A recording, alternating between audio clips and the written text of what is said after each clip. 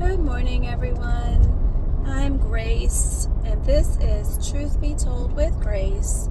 I'm driving to work on this rather dreary morning, and I would like to continue our conversation. I've been kind of on a roll lately talking about narcissistic personality disorder and how to recognize and deal with. I think I got a narcissist in the lane right next to me. Move over, that is so rude. You see my turn signal, you pooped? Anyway. I had made a video yesterday, but I took it down because I'm going to redo it. I certainly don't want to put out misinformation. And in that video, I had said that narcissists lack empathy. But I need to correct myself because that's not entirely true. They do have the ability to feel empathy. They just kind of choose not to. And I'm going to post some links on this. But, there's a video that I posted. It's a pretty candid video where I'm talking about an instance from my childhood regarding a Barbie doll that my mother stole from me and refused to give it back for like 10 years. And how she watched me just pine away over this Barbie doll and refused to give it to me. And I never could understand like how on earth, especially once I became a mother, like how on earth you could torture your kid like that. That just like what the heck? And so I had determined, well, it's because she had no empathy. But it's not true. She did have the ability to feel empathy when it suited her. And it was the same thing with my ex-boyfriend. I remember us watching a certain movie that brought him to tears. I remember him being with his son and just being completely enamored with his son and loving. So, yes, they can feel empathy. They can just, it's just like a light switch, though. They can kind of turn it on and off the way that most people really can't do. And I imagine it's a learned thing that they kind of practice long over time. I'm not really sure. I don't know because I'm not a narcissist. So, I used to watch Dr. Phil. I loved him. I don't love him anymore. We don't need to go there. I just don't like him. But he has little sayings that I find are pretty accurate. And one of the sayings is, you can fake a lot of things, but you can't fake empathy. You either have it or you don't. And in a lot of ways, that's very true. And it's true and it's not true because you kind of can fake empathy up to a degree. And let me explain, what I mean. So you can learn by watching other people what the appropriate response, so to speak. See, I have autistic children. I have two autistic teenagers. And so they don't kind of respond the same or regularly to, like if something tragic happens, they might laugh about it. And so you actually have to teach them the appropriate emotional response to have. So in that regard, a narcissist can, and they're usually really good at this because they spend a lot of time thinking about these kind of things. While the rest of us are out living our lives and doing normal stuff, they're over there trying to figure out, like I literally had a counselor tell me one time, if you plan on going up against a narcissist, you better cross all your T's and dot all your I's and put on your battle gear and get ready to go to war. Because I can guarantee you that he's going to be spending 24 hours a day, 7 days a week, trying to figure out how to eat your lunch. And that's the truth. So they spend a lot of time really kind of working through this. And they watch and they see and they learn to mimic empathy. But if you spend any amount of time with these people and you get to know them as the person, because remember, not all narcissists are created equally. They do things differently based on their personalities, intelligences, experiences, etc. But if you spend any amount of time with them, you'll start to notice these little inconsistencies. All right, but you got to pay really close attention because sometimes they're very, very subtle. So I'm embarrassed to admit, I played matchmaker one day and I set up a couple who I thought would be a great match. And they were.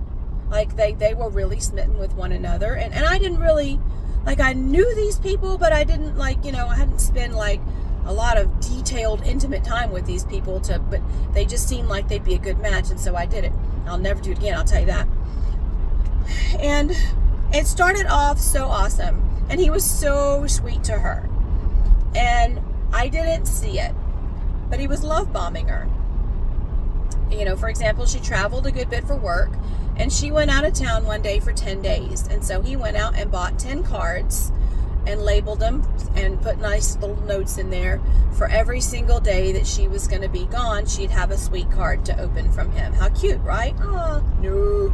Oh, no. He was love bombing her. Now, I'm not suggesting that if somebody does something sweet like that for you, that there's an ulterior motive. I'm just saying, just using this as an example, what he did this time. He loved to cook. He was a phenomenal cook. And actually, that's more how I got to know him, as I took cooking lessons from him. And so he would cook these gourmet meals to die for. And he would cook for her all the time. And so he would do stuff like that. And he was very handy. So he would fix things around the house or whatever for her. So she just thought, well, this is the greatest thing ever. Well, here's the deal, guys. My Bible teacher said this to me, and boy, is it true. It's not a sacrifice unless it's a sacrifice. Think about that for a second. It's not a sacrifice unless it's a sacrifice. How much of a sacrifice was it for him to buy 10 cards and write 10 sweet messages that he probably looked up on the internet? How hard was that? It was thoughtful, but how hard was that? How hard was it for him to cook her a gourmet dinner? Something he already did regularly and loved to do. How hard was it for him to install a light fixture for her? When you know the person cares about you, really and truly, it's when they do stuff that's not easy for them, and not comfortable for them, and not enjoyable for them, and they do it with a good attitude, not begrudgingly. Okay? So it's not a sacrifice unless it's a sacrifice. And as the relationship progressed, and it lasted a couple of years, she started to get this feeling, and I watched this go down, because remember, this was many years ago, so I still hadn't learned to fully recognize, and I still haven't learned to fully recognize. And if you haven't learned to recognize the abuse, please don't beat yourself up and say how stupid I was, or why couldn't I do that? Guys, it's what they do. It's what they do. It's what they do. They spend 24 hours a day, 7 days a week, trying to figure out how to eat your lunch. So, don't beat yourself up. Okay? Don't do it. So that's what was happening with her. And she just kind of kept getting this feeling. And it was the same thing I found her saying almost verbatim. Some of the things that I used to say when I was with that cop that I posted the videos of. And she would say things like, she would just kind of have this, just something's not quite right. Well, we had this argument, and I guess we worked through it, or, and you'll find that a lot. You'll have these disagreements or whatever, but you don't ever really get any resolution. Not any, for me, if I do something to hurt your feelings and you tell me I've done something to hurt your feelings, then I'm going to, try to not do that again and say, wow, I'm really sorry. I didn't mean to do that. I meant this, but I see how it came across as that, and I'll do this so that we won't have this problem again. I'm really sorry. Thanks for letting me know. But with a narcissist, it just really doesn't quite go that way. Because somehow you walk away having concluded the disagreement, but not really knowing what the conclusion was. And then nothing changes. And those are the kind of things that she kept saying. And I'll tell you, she got COVID. And she got the original strand of COVID. And I mean, she was sick.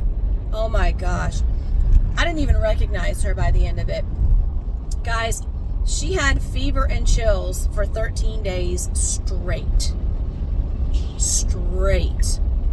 And those of us who cared for her were just beside ourselves, worried about her. So when I tell you I was worried, I was worried. And when I say that, you should see that in my face, that I was worried, I'm worried. And the reason I look worried is because I can bring up the memory of being worried and it'll immediately come to my face. See, there's an energy that happens there. And you should see that. And you should feel that. Now I can fake that and be like, oh, I'm so worried about that tractor trailer right there. I'm not really worried about the tractor trailer. I could care less. I'm getting off on the exit. But anyway, so you can fake it, but you can only fake it so much. You can fake a lot of things. You can fake a smile. You can fake sincerity. You can fake appreciation. You can fake an orgasm. You can't fake empathy, guys. Not for long and not for real. And so this is what he would do when he would be like, yeah, I'm worried about her too. But, I've done all I can. And so, I put food out for her and I've texted her every day and I'm going to go play golf now. And so we were all kind of like, what a turd, but yet we couldn't really put our fingers on what was going on there. He was doing all the same things we were doing, even more. He would bring her, he was making her food and bringing her food, and he would text her, every couple of hours to check on her. Do you need anything? But there was an energy that was missing, and it was empathy. He didn't have any. So he was saying the same words, he was doing the same actions, but the heart wasn't behind it. Now, I think he genuinely did care that, about this person and about the fact that she was hurting, but it wasn't going to affect his life in any way, if you know what I mean. He was off playing golf. And did he think about her one single time while he was playing golf? Probably not. Because he had already checked the box of doing what needed to be done, giving her food, making that sacrifice that wasn't really a sacrifice. And the same thing kind of happened when she fell. She fell and broke her kneecap. And he had the same kind of reaction. And so you should feel that when you're dealing with a narcissist. They'll say and they'll do, but they don't feel. And you can feel that they don't feel. You can literally feel the lack of empathy from these people, the lack of sincerity, the lack of a heart commitment from them. Okay? And that's real. So, I hope this is a helpful video.